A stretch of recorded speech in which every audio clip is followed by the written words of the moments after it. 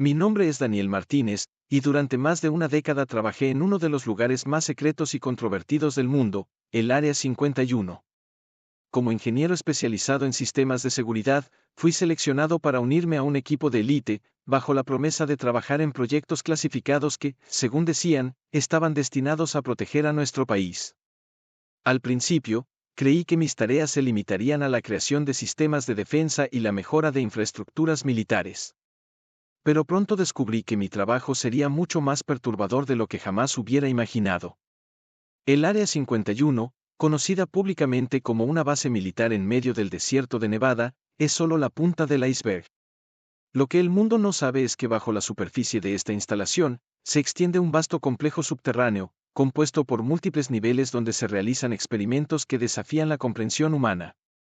A medida que descendía esos pisos ocultos, fui testigo de cosas que nunca podré olvidar, cuerpos sin vida de seres que no pertenecen a este mundo, laboratorios donde científicos examinaban criaturas que desafiaban toda lógica, y tecnologías que parecían sacadas de una película de ciencia ficción. Pero fue cuando intenté compartir lo que había visto con un par de amigos de confianza que mi vida cambió para siempre. Comenzaron a aparecer hombres vestidos de negro, figuras sombrías que parecían conocer cada uno de mis movimientos. Al principio, solo los veía de reojo, en la periferia de mi visión, pero pronto se hicieron más evidentes, vigilando mi casa, siguiendo mi coche, y haciéndome sentir que estaba constantemente bajo observación. Sabía demasiado, y ellos lo sabían también. Trabajar en el Área 51 no es solo un trabajo, es una decisión de vida.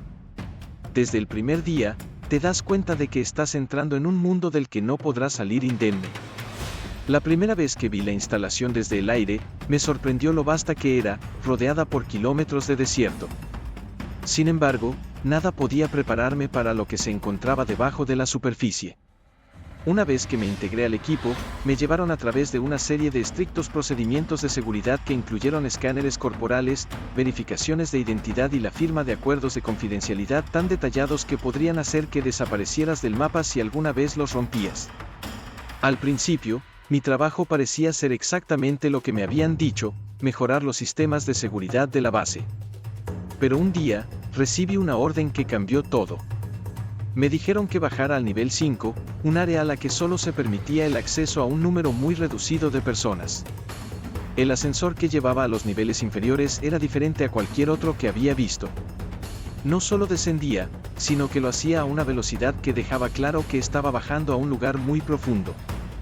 Cuando las puertas se abrieron, me encontré en un corredor largo y frío, con paredes metálicas y una iluminación tenue que daba al lugar una atmósfera casi irreal.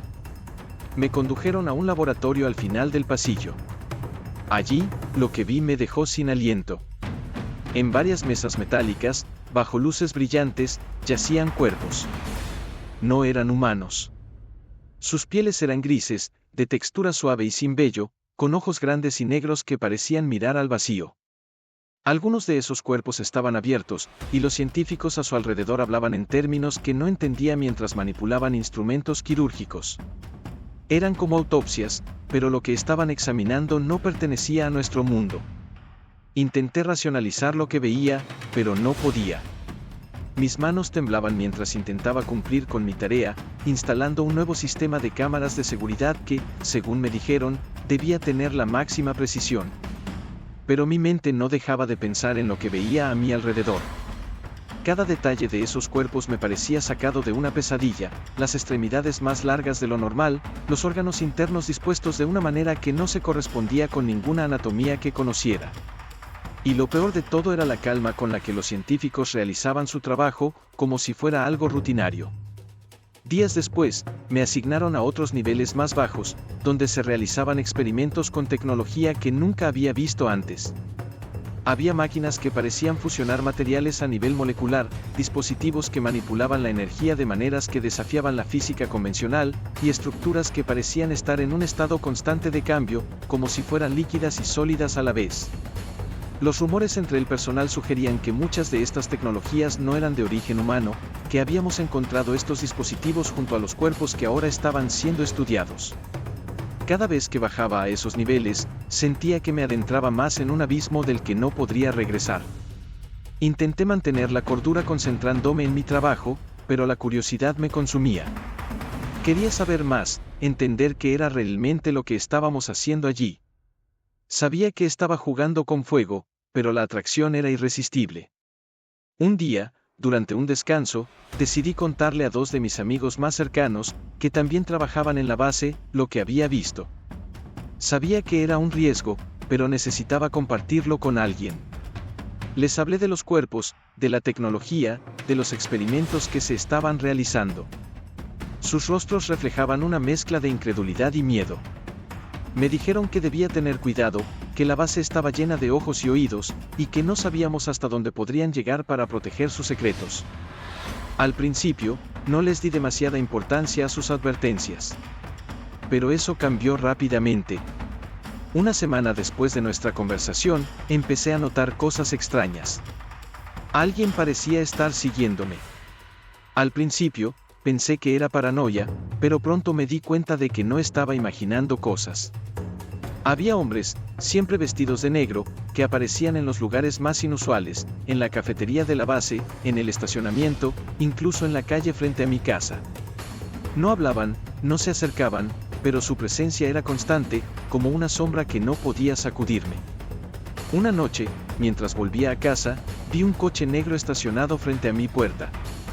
Sus ventanas estaban tintadas, y no pude ver quién estaba dentro, pero sabía que me estaban observando. Mi corazón comenzó a latir con fuerza.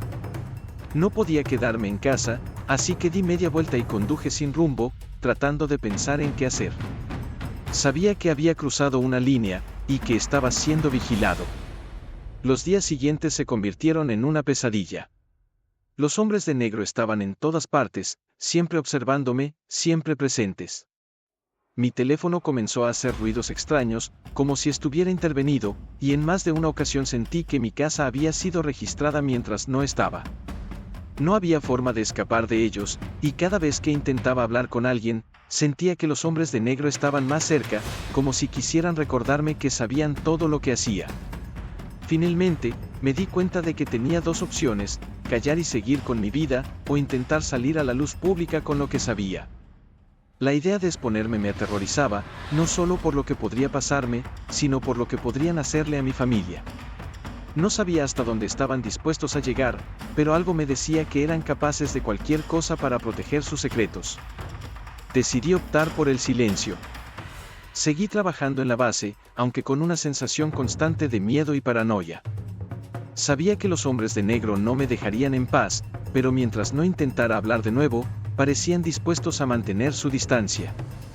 Me convertí en un espectador de mi propia vida, siempre observando, siempre alerta, pero sin atrevimiento a tomar otro paso en falso. Con el tiempo, los hombres de negro comenzaron a aparecer con menos frecuencia, pero sabía que estaban allí, en algún lugar, vigilando. Me sumergí en mi trabajo, tratando de ignorar la realidad que había descubierto, pero los recuerdos de lo que vi en los niveles inferiores del Área 51 nunca me abandonaron. Esos cuerpos, esos experimentos, esa tecnología, todo seguía vivo en mi mente, un recordatorio constante de que el mundo es mucho más extraño y oscuro de lo que jamás imaginamos. Y ahora, mientras escribo estas palabras, lo hago con la esperanza de que algún día, cuando ya no esté aquí para contarlo, alguien más pueda descubrir la verdad y sacarla a la luz. Porque si hay algo que aprendí en mi tiempo en el Área 51, es que los secretos que guardan en sus profundidades no deberían permanecer ocultos para siempre.